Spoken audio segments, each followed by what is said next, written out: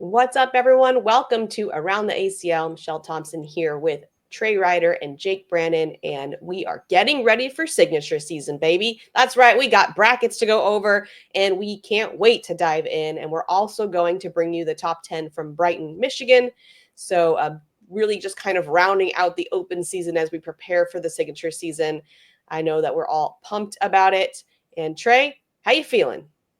I'm ready to go. It's every year I was thinking through this, right? Because I think my first excitement for events to going to travel to ACL events in the busy season was back in 2017. So to go through every single one of these years in anticipation, every single year has had kind of a similar feeling.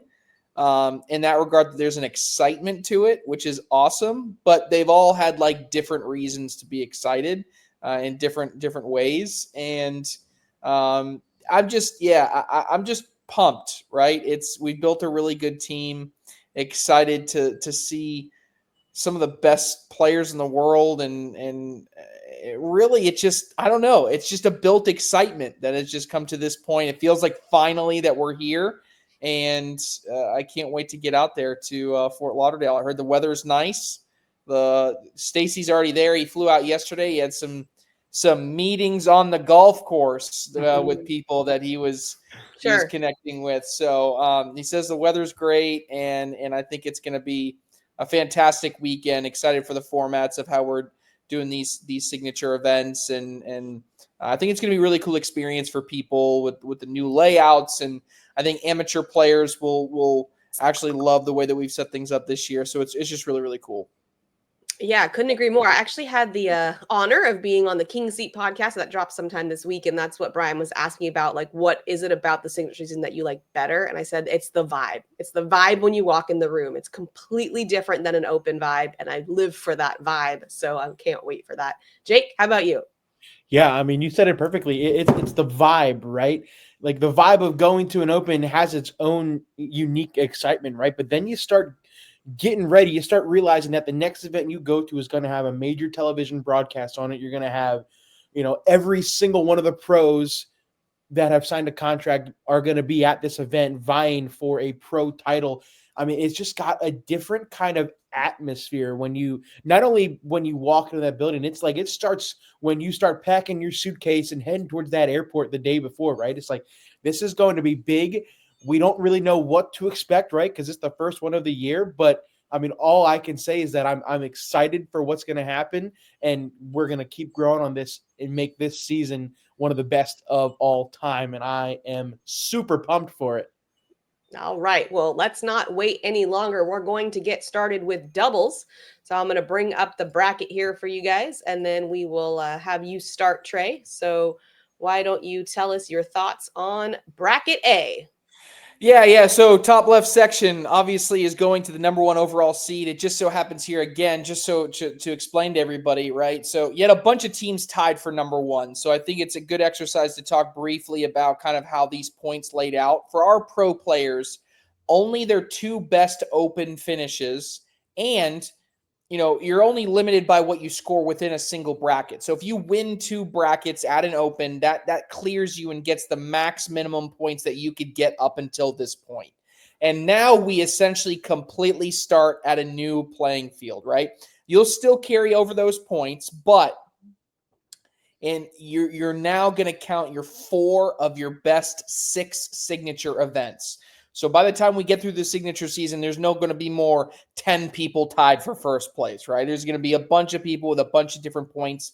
And the other difference is these are stack brackets. So when you think of, if for people that don't know about stack brackets, it's all ties are broken. So there's not, in a double elimination bracket, you have two teams tied for fifth, two teams tied for seventh, tied for ninth. And so in a bracket, you're going to have through 32 based on how they finish, and there will be ties broken. So embedded in all of that are we're going to break all of these different ties. So number one to be Tony Smith and Mark Richards. They've won 3 straight.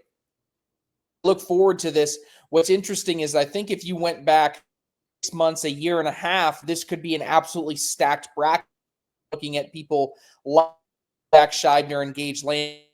To that, a team that won 3 events back-to-back 2 seasons ago in Eddie Grindersleeve, not Eddie Grinder and Caleb Batson, but Eddie Grindersleeve was on that team that won 3 straight, now paired up with a Dylan Turpin. So I think this could be a bracket that you certainly have a lot of experience winning here. Even when you start to throw in Isidro Herrera, even Matthew Creekiller, a lot of but there's a lot of what lately. In this section, it's tough to bet against Tony Smith and Mark Richards, but you at least have experience in this quadrant that could provide some obstacles. Yeah, Jake, what do you think?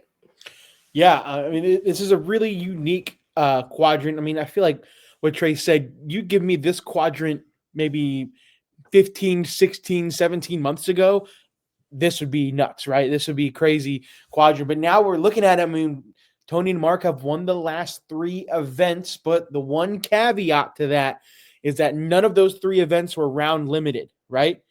This first signature is round limited. So that kind of allows some of these other teams to kind of get into the conversation, right? Because you don't have to play to 21. You just have to beat them in 12 rounds, which is 100% doable. I kind of have to feel for Zach Scheibner and Gage Landis. I mean, haven't had the best start of the season, but, you know, if they win their first game, they got to play Tony and Mark. But, I mean, looking through these teams, I am looking real hard at that number 8 seed right there in Eddie Grindersleeve and Dylan Turpin. They haven't been traveling as much as some of those other teams. So they don't have a higher seeding, but I think this team is much better than their seeding projects them. So I love the team of Eddie and AJ. And I mean, and I'll come out right with it because what I did was I went through all the brackets. I kind of predicted who I think was going to meet in the semifinals and finals of each bracket. I have Eddie Grindersleeve and Dylan Turpin beating Tony and Mark in that quadrant final, moving on to the quarterfinals. Now, I mean, it's going to be a lot of fun to see. I would love to see it happen, but I'm loving that team of Eddie Grindersleeve and Dylan Turpin. Keep it going, Jake. And when we move down here, the 4 seed and 5 seed are also pretty interesting and unique as well. Jimmy Humans and Ian Cripps, another team that we haven't really been talking about a lot recently, right? But they still have a couple of good finishes earlier in the season. They finished 2nd overall at open number 4 in Hamilton, Ohio, only losing to Logan Dupler and Levi Haddock. So they have a good finish there. And then you got AJ Sims and Braden Wilson. They have proven success in round limited. They won a shootout last year in Milwaukee. I like these 2 teams to face each other in that quadrant final game. I mean, barring a good run by Kaylee Hunter and Pat Sem. They had a pretty good season last year, but I just haven't seen it out of them so far this year. I mean, Trey, you know a lot more about Pat and Kaylee than I do at the Rock Hill Regionals. But, I mean, yeah, this looks like a pretty chalk Jimmy Humans, Ian Cripps versus AJ Sims, Braden Wilson quadrant final for me. Agree, Hunter Trey? and Sim, only thing I would add there is Hunter and Sim have had some success in round limited formats. They did so. They won a bracket at a shootout doubles event last season. So they could be a team that sneaks out of here. I would like to see more consistency out of Pat Sem so far this season. He's had a little bit more up and down than he did in his rookie season. But again, we haven't gotten into the signatures just yet. Story of this one, AJ Sims, Braden Wilson, where you at? Yeah. All right, moving on to the other side. All right, so here, Austin Waskow and Quinn Reeves here. Top seed here. It's interesting that they're the top in this bracket. And as I look through this, I think this one's a little bit more up in the air as far as who comes out of here. I wouldn't designate this as a chalk section. It could be. They could end up winning this entire section. I think it's just going to be a little bit more of a challenge, especially when I look at like a team like Dave Morris and Sebastian Schaefer-Ford. You got a couple of guys that are generally going to be underrated. I always talk about how Morris is underrated, and Sebastian can be very sneaky. Even throwing a Matt guy, Brett guy, I would say prior to Brighton, Michigan, I would have said Matt Guy, Brett Guy, not a major threat to win an entire bracket, but Brett Guy brought his game, and it was Matt who let down Brett. And if Brett continues his throwing and Matt elevates his game to the usual signature self that we get out of Matt Guy, this could be a very, very scary team in this top right section. Agree, Jake? Yeah, perfectly. The Dave Moore, Sebastian Schaefer-Ford team interests me as well. I mean, I follow Sebastian on social media, and I noticed this past weekend he went on a long tangent a long post about how he is dealing with some injuries and some other, mental problems, and how he hasn't been playing as well. And then I scrolled through the pictures that he posted. He said all that he threw a 10.57 over 155 rounds in his singles regional on Saturday. So I don't know really what to make out of that. But he's another one of these players who this is his first big signature event. So I kind of have to back off from favoring him a little bit, especially if they happen to play Austin and Quinn in that second round match. But I love Matt and Brett's path through this quadrant, right? They're on the other side, so they wouldn't face Austin and Quinn until that quadrant final. But again, round limited, anything can happen. I think I like Brett and Matt beating Austin and Quinn in that quadrant final, getting to the semifinal on the right side. And then when we look down at the lower bracket as well, Steven Bernasette, Philip Lopez Jr., the 3 seed. It's another team that we haven't really talked about because they had most of their success earlier in the season, right? But again, it's a methodical team. It's a slow-paced team. People aren't really going to be centered around to watch them because they take their time. They're not flashy like a lot of these other teams are. So a lot of people just don't really talk about them, right? So I love their path to their finals, but the one team I'm looking at on this side of the bracket is that number 6 seed in Bobby Hunt and Anthony Bayball. Nobody's talking about them. They are my big sleeper team for Pro Doubles Bracket A. I like them to go on a big run. I like them to make the quadrant finals, and I may even have them upsetting Steven Bernasette and Philip Lopez Jr. in that quad finals. But I believe on this side I have, let's see, who do I have? I do have Bobby Hunt, Anthony Mayball versus Brett and Matt on the right side final of this bracket. Wow. What's going on with Ryan and Juwan Smith? Yeah, Ryan and Juwan Smith. I was going to say, you're picking a team. I don't even know if I like getting out of round 1, Jake.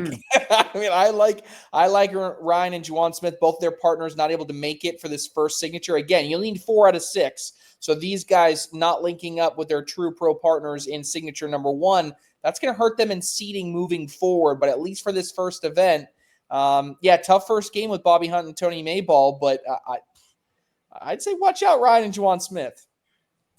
I don't hate it. Local guys, I love them a lot, but maybe I'm keeping them out to add fuel to their fire. They get mad at me. Oh, I see now. He's manipulating now. I got it. I know what's happening.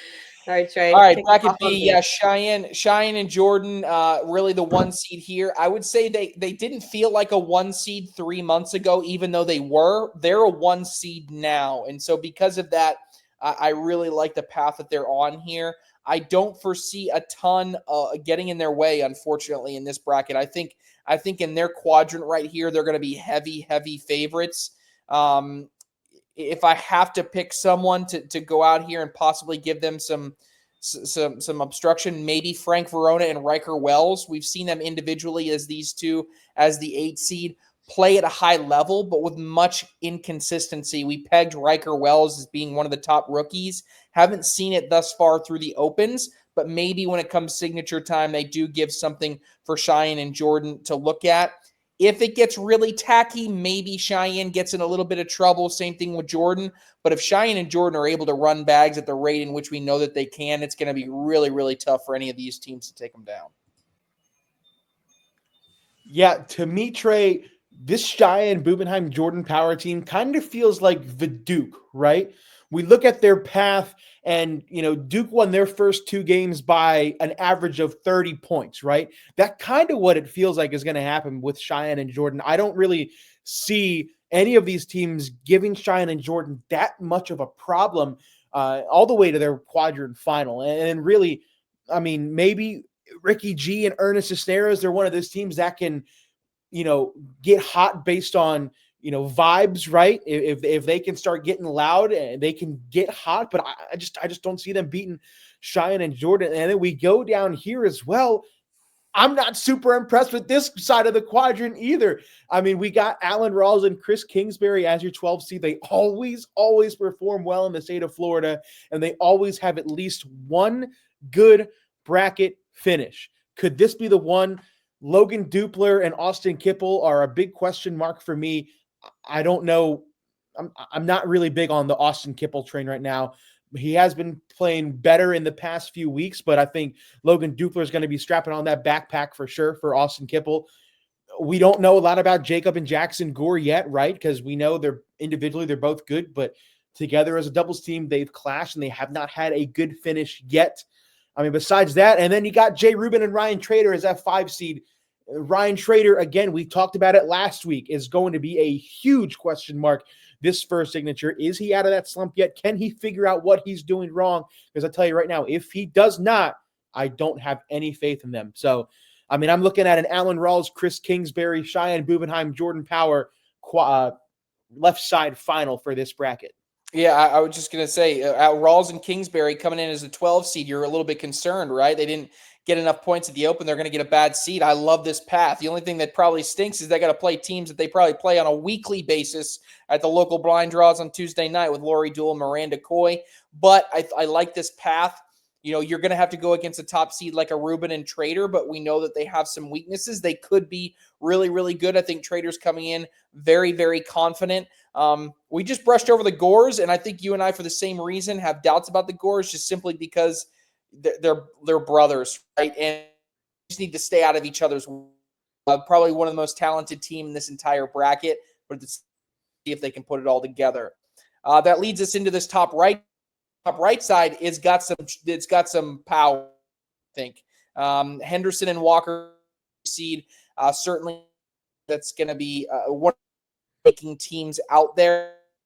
You have this game number bracket B is one of the best first round matchups in the brackets. Hart, Roybal, Maudlin, and Dennis, two kind of newer teams this year going against each other and really have something to prove here in this first event. Then you throw in a top amateur team like Hammond and Remick.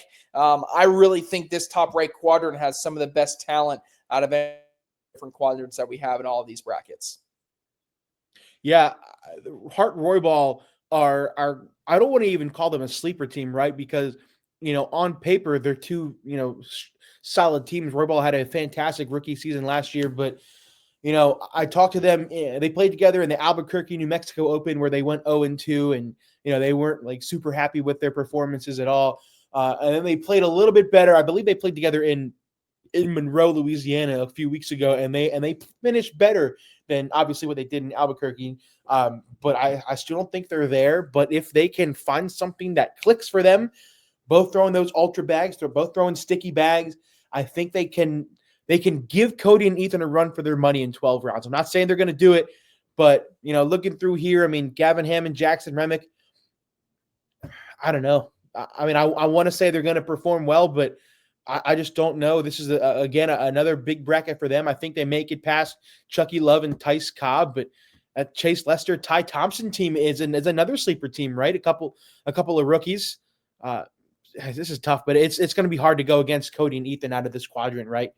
And then we go down here. This is a little bit more interesting for me because I really love that Jordan Kamba, Eric Zockline team. Second year, these two have teamed up together. I think they're going to have more chemistry. I think they make it past that first round easily. And then it's really going to come down here for this match 24 because, in my opinion, I have Jeff Reynolds and Lucas Householder versus Eric Davis and Matthew Sorrells. Now, Davis and Sorrells had some success earlier in the year, but can they keep it going? Again, it is round limited. Eric Davis, the king in round limited format. I think if he can propel Matthew Sorrells to a couple of wins, they're going to have a good run. But for me, I believe I have, I have Kamba Zockline versus Davis Sorrells in the quarters. Then I have the winner of that playing Cody and Ethan in the right side final. Yeah, to me, Davis and Sorrells, round limited. It's just tough to bet against them for the entire tournament, never mind their individual quadrant. I just think they should be heavy favorites in this particular area. Kim and Zockline have certainly the experience to compete with them, but when Eric Davis, one of the best shot makers and round limited players of all time, tough to bet against him. Couldn't agree more. And I think it's important to remember that we are round limit. You guys have said it several times, but even just as we're making our picks, it's like, this is when anything can happen. This is when we can have a final where we're like, who? How? I mean, just crazy stuff. So keeping that in mind, let's get into a bracket C. Bracket C, team that I picked earlier in the year to be team of the year with Sammy Soto and Gavin Cano. I think going into this first event, I don't always identify them as being round limited savvy, but having said all that, they're still going to be one of the best teams in the world. What's interesting is you got Jeremiah Ellis and Devin Harbaugh in their same quadrant, right? And normally I'd have something to say about Schermerhorn or Neistat, but really I think all eyes are focused on if we get a matchup between Ellis, Harbaugh, Soto, and Cano going into that, kind of this little quadrant final.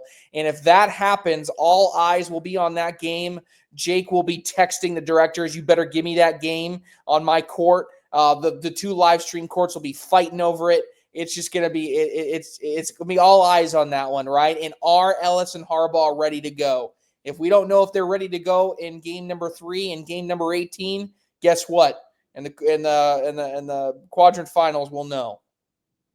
No, honestly, in bracket C, looking through it, bracket C, I feel like is vastly different than bracket B, right? Because bracket B, you had 2 or maybe 3 teams that you think could win it.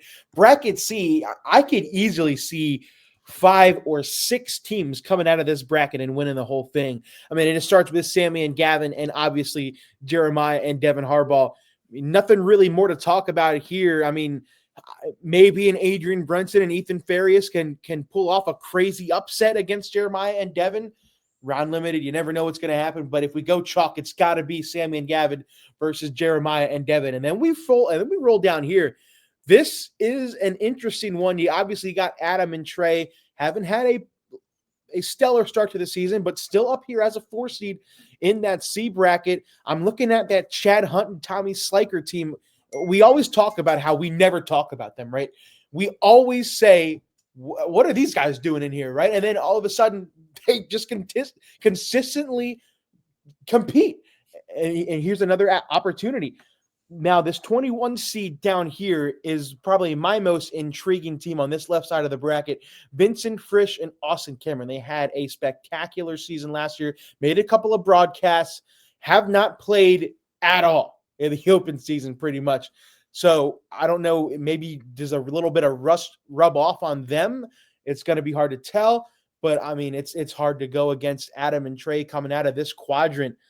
Yeah, I mean, I think I have Adam and Trey versus Sammy and Gavin on this side. Yeah. Austin Cameron came out last year as one of the top. They did it in round limited formats. Continue to do that here. Streaker and Sam Finley, they'll put in a hole, but the world champs here are going to be tough to beat. As we look at the top right side of the bracket, to an interesting that we have an elite team or junior pros, I should say, that are occupying a 2 seed in this bracket. That's Hayden Gonzalez and Gabriel Clausen. But to be honest with you, I like the seed, right? I mean, if we look at all these players in here, I mean, trying to pick somebody out, and Corey Morrison can be sneaky. I'll actually kind of go way off the wall here. If there's one player that consistently shown up in the regionals and in the regionals that I view to be some of the toughest in the country, that is not a pro player, it's been Jeremiah Stewart. But one of the best reverse cuts in the game, really consistent player, has shown time and time again that he can compete with some of the best that Rock Hill has to offer. Playing with Kimberly Jenkins, I'm not sure, but if I'm Hayden Gonzalez and I'm Gabriel Clausen, I love my draw. Yeah, couldn't agree more. I think Hayden and Gabriel may have the easiest quad in any of the 4 brackets. And that's no disrespect. I mean, it sounds disrespectful to anybody else, but I mean, Hayden and Gabriel have just been so good all season. I can't see a scenario where I see a Terry Mathis and a Corey Morrison, or a David Brown and a Brandon Earls, or a Julius Reyes Jr. and a Daryl Saylor beat them. At least not right now. Now, granted, young players, first event like this caliber, will the nerves get to them at all? We'll have to see and find out. But as it sits right now, I'm not sweating any of those matches if I'm Hayden and Gabriel. And then we come down here, almost the same situation for Mason Trader and Cash Shamness, right? The 1 or 2 teams that I'm looking down here that may make a little bit of a run, cause a little bit of a problem for Mason and Cash, are that 6 seed in Matt Wilson and Colby Shearer, and that 11 seed of Ryan Windsor and Nico Morales. Now, we all know Ryan Windsor has had a fantastic second half of this season on the singles side. Now we just got to get something going with this pro partner, Nico Morales. I like them beating Duncan Clemmer and Scott Benner, and then I have them facing Matt Wilson and Colby Shearer in that match 24. It's a tough pick. That's a tough pick, Trey. You see Matt and Colby a lot more than I do, but, Colby's always talking my ear off about how I was doing it for Jake Brannon. You want to do it for Jake Brannon? Beat Ryan Windsor and Nico Morales in this match and get to the quadrant finals against Mason Schrader and Cash Jamnis. Do I think they'll do it? I don't know. Looking through this bracket, I believe I have Hisner, Birchfield, and then Clausen and Gonzalez coming out from both sides of the bracket. So it may be a moot point, but this is a tough one. How about these kids, man? How about these kids? I'll say one thing. This quadrant, you think I'm crazy? I think any one of these teams could win it. I genuinely think that. I think it's a loaded quadrant. There's not a shock. I mean, Trevor Krufus got experience. Justin Stranger's got experience. Even Duncan Clemmer. I mean, look, I think it's a lot more open than what maybe some others would think. And Mason Schrader and Cash Chamness don't have an easy path. And Michelle's on mute, so we're going to go to bracket D as she pulls up. Sorry. I was saying that I think that it's not an easy path at all. I was saying that to Nick earlier when I was looking at it. But we got to get into the top 10 shots from Brighton, Michigan. So we'll break up our brackets and get to singles after that. But let's start with number 10. That's Kirsten Leos with the 2-bag airmail drag. Yeah, I feel like if she was to airmail it with trampoline, so I don't like it. She's going up and she hits What do I one know? and gets them all the drag. What do I know? She hits the 3-bag drag and picks up 4 points. It's an all-time reaction from Peyton Haynes. All-time reaction. It really was. That was a crazy shot. I should not commentate. That was a horrible call. Number 9, Ethan Walker, 2-bag collect. I'm pretty sure. They don't make bags, dude. Oh, wow. Good roll, Ethan. What a shot from It's Ethan a beautiful Walker. roll. I love it. Ethan Walker. He is. Don't count him out. Nope. Now, number 8, Gavin Cano with a sneaky collect. Those are the questions. Slick side down. So many questions. Don't miss right, though. Wow. Oh, big shot for Gavin. Collects his bag. That was nutty. That was in round 32 to tie the game at 17 in a must-win game. Crazy shot from Gavin. That just clutch. Clutch. Kyle Petering and 1. Kyle, one more time. And he gets the and one. Big shot, Kyle Petering. He's fired up.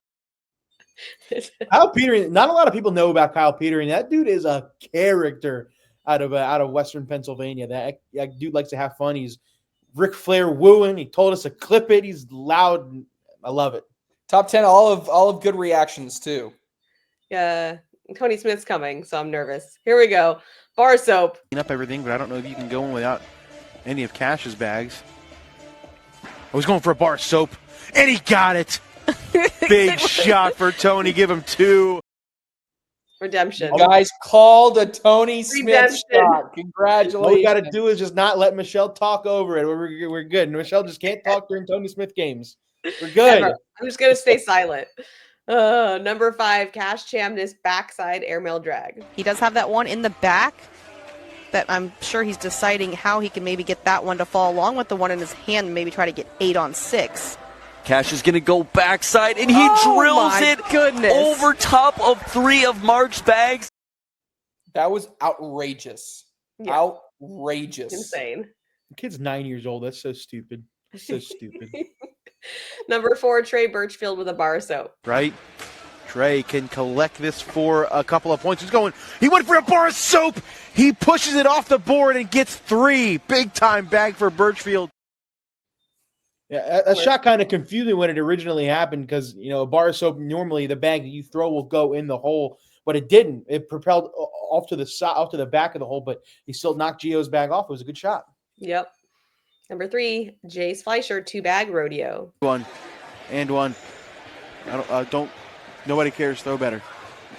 There you go. There's your answer. He's going up. Oh! Wow! What a shot by Jace Fleischer. You wanted an and 1? Get out of here. How about a rodeo for 4? Get out of here, kid. Hey, you know what? As much as you guys give you credit, that was a good combo call by both of you. That worked out really, really well. That was a good shot by Jace too, because we weren't expecting it. I just was certain he was going to try and one there. I guess maybe he was. He just missed it short, but hey. Hey. It still counts. Still counts. Tony Smith, 4-bag collect. What's the call here? Got slick side down. He's got his pinky toe on the edge of the mat. Mm-hmm. He's as far out of that box as he can get. Doing something crazy. Oh my God, Tony Smith. He just continues to impress. I love the reactions. This is a reaction video for me. Cash just like dejected. Like, are you kidding me? Yeah. All right. Number 1, Ryan Wiedenfeld with a 2-bag opposite collect. Logan, what a collect. Big shot for Chamberlain. I told you it wasn't a problem. Oh my God. What? Ryan Wiedenfeld to limit the damage. Insane. I thought he was giving up 7. Here's the thing about that shot is if we showed that to an amateur cornhole player versus some of the other ones, like someone that, and not even amateur, like someone that's new to the game, they wouldn't even realize how good of a shot that was. But because you can't tell. Side, it's ridiculous how hard that was. All right. Let's get back into it. We got bracket D of doubles, and then we'll get into singles. Trey starts. Michelle was like, we are getting through this top 10. Like we gotta break it up. It's monotonous, right? Like, let's go. All right, here we go. All right, JBJ and Logan Chamberlain. They showed up the last event. They're ready to go for this season. I still am not sure how Riley Schaff and Zach Aiken work well together as a team. I know they're really good friends, but at the same time, Zach Aiken at some point, him the number 2 player in the world. This guy was calling him like the number 8 player in the world or whatever. And we know he's got a lot of potential. If I'm looking for a team to get in the way of JBJ and Logan Chamberlain, my first glance goes to Anthony Eastridge and Jaden Ellis. A lot of talent as a young elite team, junior pro team. But JBJ and Logan Chamberlain, if they're playing the way they should win this, regardless of other people in this section play. Last year, bracket D stood for death for the most part. I think it reigns true again this year. This doubles bracket is absolutely insane. Just looking through some of the teams, we got JBJ Logan. On the other side, you got Jamie Graham, Jacob Trzynski. You got Hunter Squared. You got Holland and Rawls, Hamilton, Crabtree, Forbes and Havoc. You got Schaff and Aiken. You got Eastridge and Ellis. Absolute insanity this bracket is going to be when we go live for it, and I'm so excited. This quadrant, not as exciting. It should be JBJ and Logan all day long, right? I think Ellis and Eastridge make a good run at their money, but JBJ and Logan hold on. We go down to this quadrant, though. My goodness gracious, Hunter Thorne and Hunter Thorson with a bye. I'm not too familiar with PJ Knott and Josh Neville or Paul Nagel and Connor Heiser. Could we see an upset brewing? I doubt it, but you never know. Bryce Forbes, Levi Haddock, 2 of Texas's best. They always get kind of subdued, right? Because when we think about Texas, we always talk about JBJ and Logan. We talk about Sammy Soto, Gavin Cano, Caleb Batts, and Eddie Grindersleeve. These 2 are some of the best the state has to offer, right? And then Cameron Belvin, Noah Almanza down there as well. I'm kind of curious to see how they will play together. Noah Almanza had a fantastic performance in Brighton, Michigan a few weekends ago. Not super good on the double side, but you never know. And then you got Brady Foster and Colin Hodette, 2 of the Northeast's best players in the country. This team kind of intrigues me as well. 21 seed, I expected them to be a little bit better. Colin Hodette, kind of a lackluster start to the season for him. I like to think he can do better than he's performing right now, but he just hasn't shown me. So I think this is Hunter Squared or Bryson Levi's quadrant to lose. There's one challenge. Hunter Thorne and Hunter Thorson. If you want to be a top team, win this quadrant. Mm-hmm. There you go. I'm not going to take you seriously if you don't win this. Take you seriously. I'll consider you a decent team. You want to be a good team, borderline great team, win this quadrant. This is your quadrant to win. That's your challenge to win. And if you don't win it, then you get pushed into the next tier for me. Okay. But Bryce is not Texas, right, Jake? He's Louisiana. I knew that. Well, I don't know if that's the same state. I don't think they would. They're like the same. They're like the same. Like the same. Oh, man. All right, Jamie Graham, Jacob Trzynski side. Look, this is actually my pick to win the entire tournament. The good news is that they'll be tested. So I look out of the gate, Justin Rule and Tanner Halbert are really to watch, right? What type of ceiling does this team have, especially considering Tanner Halbert going to have to go head-to-head against the player that he competed alongside last year in Jacob Trzynski if they can get past Brooks and Manuel. Other teams in here, look, Tony Forbes, a really, really strong player. Zane Krotz, sometimes really, really good. Other times, not so great. So not sure what we'll get out of that duo for here. But to me, Jamie Graham and Jacob Trzynski come out here and flex. We use the comparison to March Madness. This is a 1 seed on this side, a 2 seed on this side. I think they need to flex in their respective brackets and get through their half of the brackets. Yeah, I wholeheartedly agree. Trzynski and Graham are also my pick to win the entire tournament as well. I mean, I'd love to see a team like Rule and Halbert come through. I think they're one of my dark horse teams throughout the season, if you can even consider them a dark horse team, right? But I think it's hard to go against chalk right now with Graham and Trzynski with how well they're both throwing. And then we move down here. I mean, again, it's hard to go against chalk. I've been kind of disappointed with how Alex Rawls has been playing these past couple of weeks. But Derek Holland had a fantastic run at the Monroe Open in the singles side. I think these two will be just fine on the doubles front. They'll have a bye. They'll have a little bit of a test. They'll either get those loud, obnoxious California boys, or they'll get Fisher Hamilton and Landon Crabtree, which could go either way. I think I'll give a slight edge to Hamilton and Crabtree. I think they have potential to be a top 20 team. I just haven't seen it out of them yet. And then you got, Spencer Fabianar, Jacob Harrison. That's another question mark team for me as well. And I think the big question mark goes towards Jacob Harrison. We know what we're going to get out of Spencer, but can Jacob keep up with what Spencer is doing on the other end of the board? And then, Dia Lee, Josiah Arguin, a little bit of a sleeper. I don't have that much faith in them, but I think this is, again, Derek Holland and Alex Rawls' quadrant to lose. I hate going chalk, but I think we could very easily see 1, 2, 3, 4 as the bracket final, as the semifinals for this bracket. I don't necessarily disagree with that, but I would say this and the other bottom right-hand bracket of, I think it was bracket C, I think are the two most loaded. I think this one is a very stacked section of the bracket. I'm really impressed with at least one player from all of those different teams so far this season. I think it's going to be tough to get out of that section. All right, let's move into singles.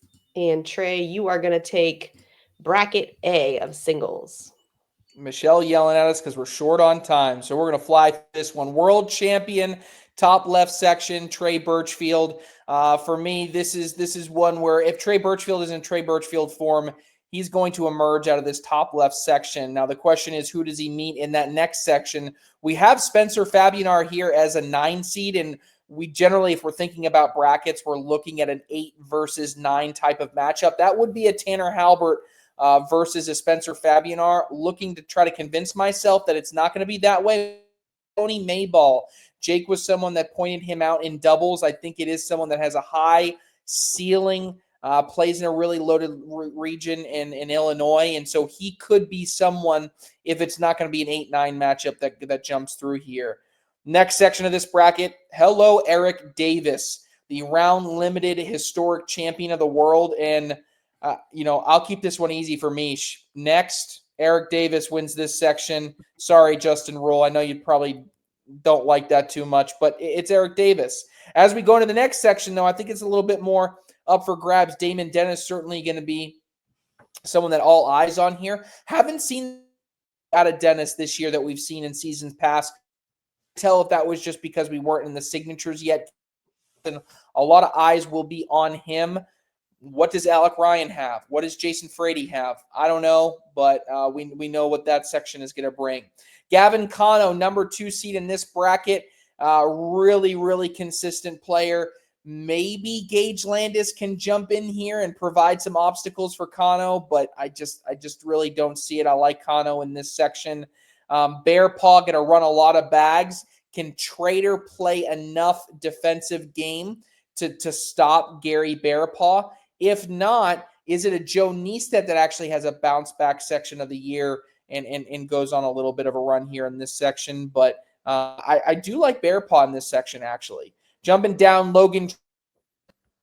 This has got to be Logan Chamberlain's section. If you want to be a top dog, Logan Chamberlain on the singles side, you got to win this section. I know you got Nico down there. I know you got Duncan, but this has got to be a flex section for you to go through and get this victory. Wrapping it up on the final section, Alex Rawls. We always underestimate him when we shouldn't. I do like Matt Wilson. I do like the janitor, but to me, Alex Rawls going to be too consistent in his home state. I think you could argue he wins this entire bracket. I don't disagree. All right. Trey, I got Eric Davis versus Gavin Cano in the final of bracket A with Eric Davis taking it down. That's my pick. There you go. Moving on to bracket B, this one is kind of nuts because not only do you have Mark Richards as the 1 seed, you have his pro partner Tony Smith on the other side of the bracket as his 2 seed. So, I mean, looking through it, I mean, maybe Brett Guy can come out of here and provide a couple of, tough decisions for Mark Richards, but this has a Mark Richards very easy quadrant written all over it. And then moving down here, I'm loving this 9 versus 8, Noah Almanza versus Ryan Windsor. We haven't seen a lot of Almanza except for at the Brighton Open, and he was fantastic all day. Almanza's only 2 losses were to Mark Richards. So he has him in his bracket again, but I don't see Almanza, if he plays like he did in Michigan, losing any of these matches either. Moving down to this bracket, Justin Burton Jr., that 4 seed. He was a kickoff battle champion a few years ago. Can he do it again?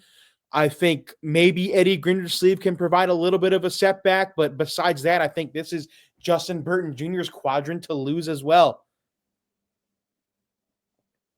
Nice and slow. Moving down here. Now, this is an interesting one. Samantha Finley has been exceptional on the singles side these past few weeks.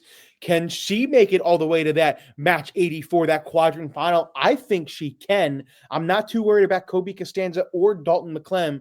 The question here is going to be Jordan Power. Now, can Samantha Finley run bags as well as Jordan Power? I don't think so. But if Samantha Finley can use the Florida humidity and those sticky boards to her advantage and work on that roll, I don't know. Give me Jordan Power in a close one over there.